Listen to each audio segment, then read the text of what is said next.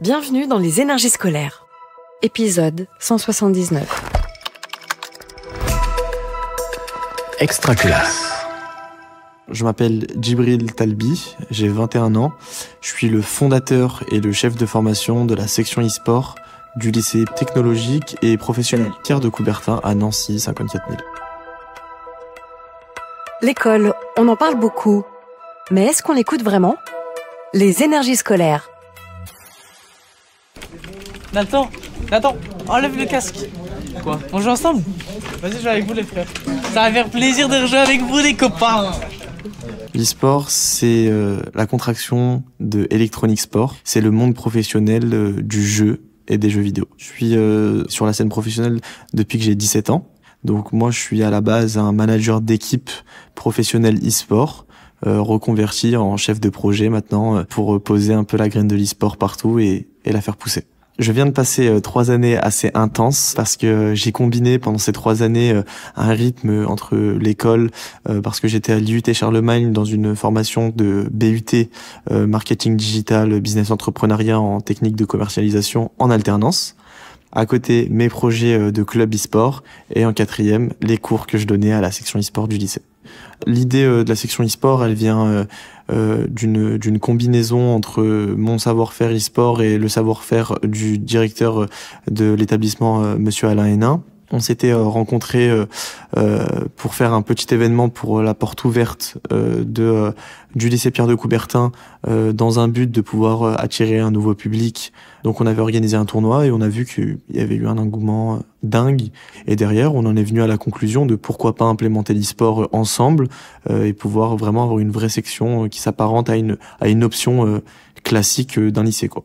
Les motivations qui nous ont poussés aujourd'hui à ouvrir cette section-là, déjà dans un premier temps, c'est de répondre à un besoin. C'est une génération qui se rapproche pas mal de la mienne, on n'a pas beaucoup d'années d'écart, et je me mettais à leur place en me disant si j'avais eu la chance d'avoir cette section-là quand j'étais plus jeune, qu'est-ce que ça aurait donné? Et dans un second temps, c'était de pouvoir les faire aimer l'école et de pouvoir leur apprendre des compétences de façon ludique dans un milieu qu'ils affectionnent et qu'ils aiment.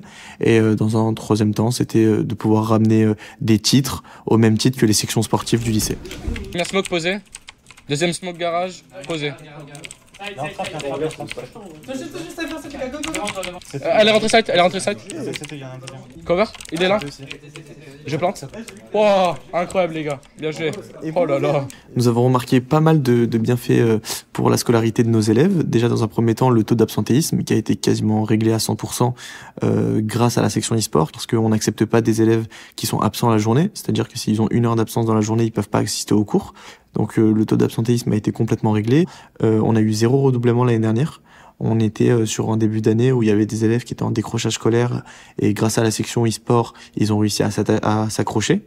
Quand on voyait un élève qui était en décrochage scolaire à 15, 16, 17 ans, nous on en faisait une priorité dans la place pour la section. Il y a eu des bacheliers. Il y a eu pas mal de bacheliers l'année dernière, certains qui ne pensaient même pas pouvoir avoir le bac, et ils ont continué justement en études sup pour pouvoir continuer dans la section e-sport. Donc ça a vraiment permis d'avoir quasiment 100% de poursuite d'études. Alors le mardi, c'est le groupe 1. Donc eux, ils vont surtout jouer à Valorant. C'est un jeu qui est super tendance.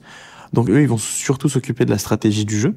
Le jeudi, c'est un jeu qui est différent, ça s'appelle Rocket League. C'est un jeu en fait comme le foot. Et le vendredi, il y a d'autres matières que le fait de jouer qui sont abordées aujourd'hui dans la section. Donc on a du marketing e-sport. Donc on va leur apprendre comment est-ce qu'on vend un projet e-sport à des marques, etc. Ensuite de la communication e-sport. Ensuite, on a du journalisme aussi pour que potentiellement ils puissent prendre goût.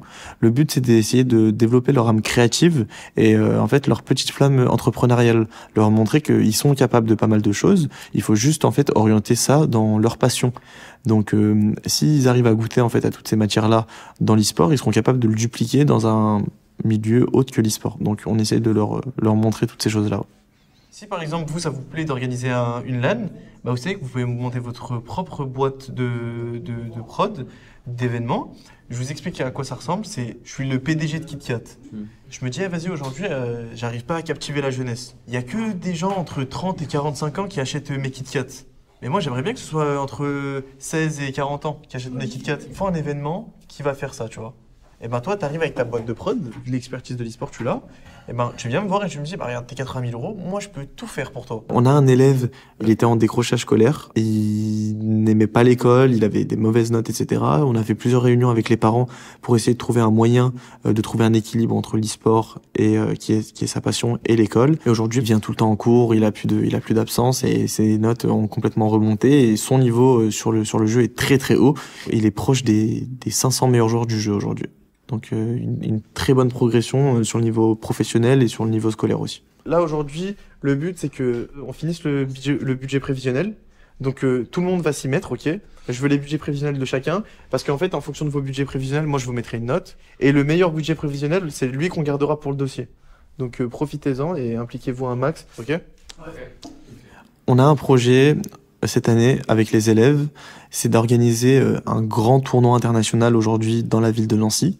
Avec les élèves, on se donne 1 an pour arriver au bout de ce projet. Donc le projet part de complètement zéro et leur but c'est de monter le projet de A à Z en passant par trouver le nom, trouver le format, trouver le jeu, trouver la récompense à la clé, trouver le budget prévisionnel, trouver le sponsoring, établir le marketing, la communication, etc. autour de l'événement dans un but de les voir en fait réaliser le plus gros événement qui n'a jamais été réalisé par des étudiants aujourd'hui en France, même dans le monde entier je pense. Je les transforme en fait comme une start-up, une start-up digitale qui travaille sur un projet commun. Donc le but c'est vraiment d'essayer de les pousser, en fait de leur montrer qu'il n'y a pas de limite dans la vie, qu'on est capable de tout réaliser du temps qu'on travaille ensemble et qu'on sait ce qu'on fait. Si tu veux être chef d'entreprise, il faut que tu saches exactement où tu vas avec ton entreprise. Tu veux faire des prothèses pour personnes handicapées, tu m'as dit? Ouais. Tu vois, les personnes, il leur manque un bras, ils peuvent pas jouer aux jeux vidéo, imaginons. Tu vois. Ok, et t'as déjà fait des recherches sur ça et tout? Ouais. Vous voulez faire quoi de Je travaille dans la cybersécurité ou si je peux, je deviens joueur pro. Moi, je sais pas, joueur pro ou je sais pas. Tous les élèves rêvent d'être champions e-sport dans leur catégorie. Malheureusement, c'est pas réaliste parce que c'est comme le foot. Il faut savoir que je pense qu'il y a autant de chances de percer dans le football que de percer dans l'e-sport. Donc c'est quelque chose qui est atteignable, rien n'est impossible, mais faut être réaliste, ça risque d'être très très compliqué. Donc ils savent que s'ils veulent vraiment faire leur métier, il y a plein d'autres métiers dans lesquels ils pourront bien sûr être embauchés. C'est pour les PC. Ouais. Donc là, on a compté 200 max avec tous les streamers, les joueurs. 200 PC? Ouais, c'est ce qu'ils ont dit. C'est un peu beaucoup, non? Mais c'est énorme, 200 PC. Ouais. Je sais pas, combien alors?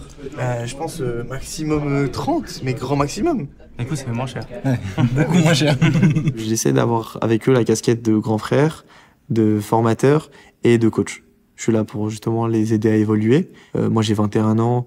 Mes élèves les plus vieux, ils ont 19 ans. Et c'est comme ça que justement j'arrive aussi à cibler les problèmes scolaires qu'ils peuvent avoir. J'essaie de rester là pour eux le plus longtemps possible. Me voir rester prof, oui, franchement, c'est quelque chose que j'aime beaucoup parce que à côté j'ai quand même l'équilibre sur la scène professionnelle, donc je suis toujours engagé avec des équipes pro, etc. Mais ça me fait toujours plaisir de voir les élèves et je pense que c'est une démarche qui est dans ma personnalité de vouloir toujours aider les autres. Donc bien sûr, je me vois rester prof aussi longtemps que je pourrais. Ouais. Vous venez d'écouter un épisode des Énergies scolaires. Si ça s'est bien passé, n'hésitez pas à laisser un avis sur votre plateforme d'écoute. À bientôt sur Extra Classe. Une production Réseau Canopé 2025. Extra Classe.